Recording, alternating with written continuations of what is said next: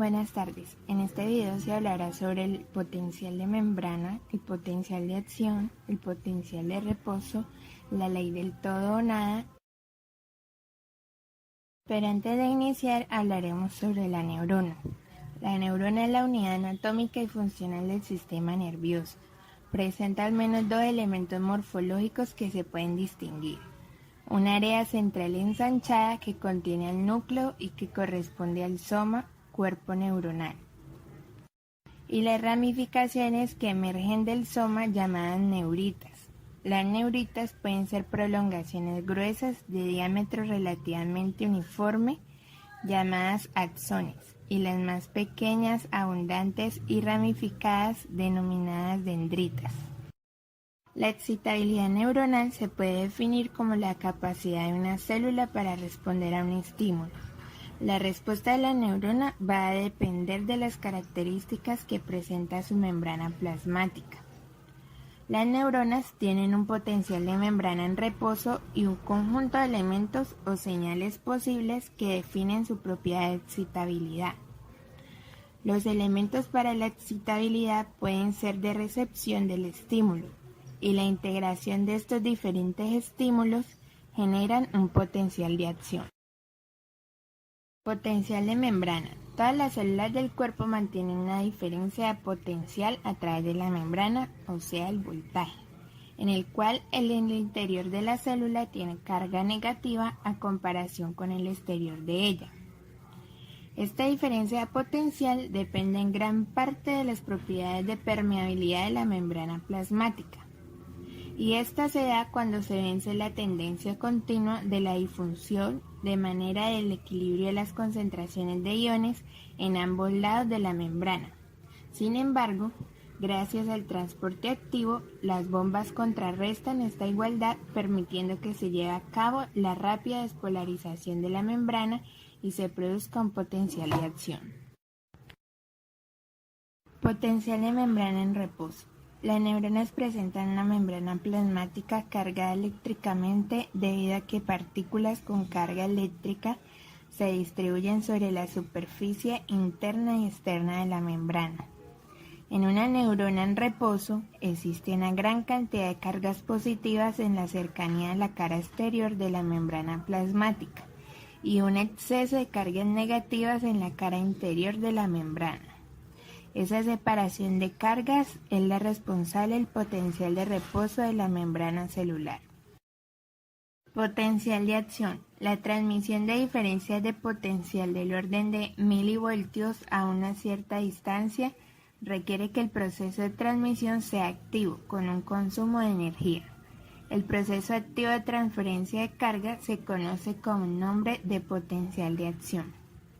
El potencial de acción axónico se genera por el flujo de corriente iónica a través de canales específicos de sodio y potasio regulados por el voltaje. Las neuronas inactivas o no estimuladas mantienen una diferencia de voltaje eléctrico o potencial constante a través de la membrana plasmática. Este potencial es llamado potencial de reposo.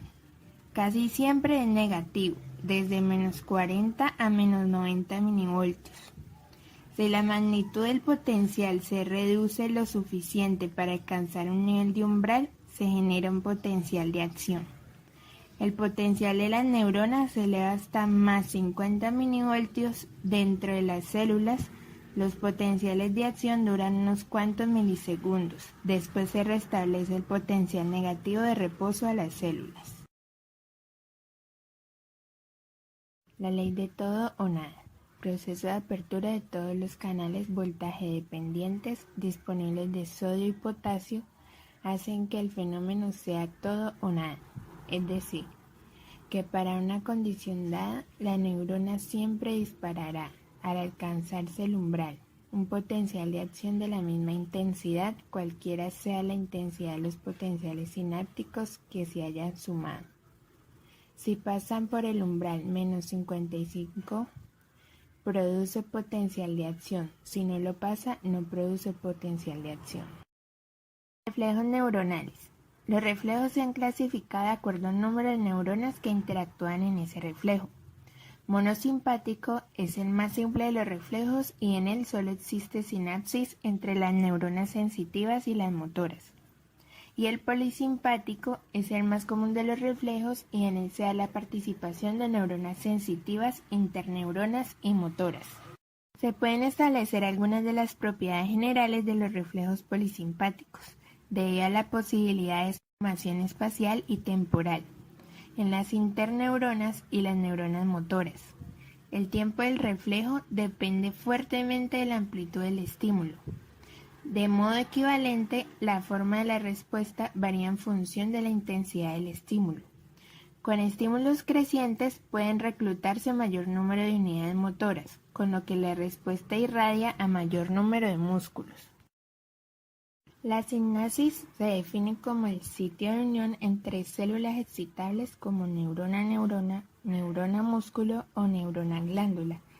El sistema nervioso humano está compuesto por unas 1011 neuronas, las cuales son unidades especializadas en la comunicación de señales y estas señales se transmiten por la sinapsis, las cuales se han calculado unas 10.000 sinapsis por neurona aproximadamente. Se tiene el botón terminal o sináptico que está limitado por la membrana plasmática conocida como membrana presináptica y contiene las vesículas sinápticas que en su interior almacenan el neurotransmisor. Según el mecanismo empleado para la transmisión de la información neuronal, las sinapsis pueden dividirse básicamente en dos tipos. Sinapsis química. En este tipo de sinapsis, la transmisión de la información es unidireccional, es decir, va de la membrana presináptica a la membrana postsináptica, y al tiempo que tarda en pasar de una neurona a otra se le conoce como retardo sináptico. Tal retardo es de aproximadamente 0.5 milisegundos. Y la sinapsis eléctrica. En esta sinapsis no existe diferenciación clara entre estructuras con la vesícula sináptica. La hendidura sináptica es muy estrecha y el espacio que hay entre ellas es prácticamente virtual.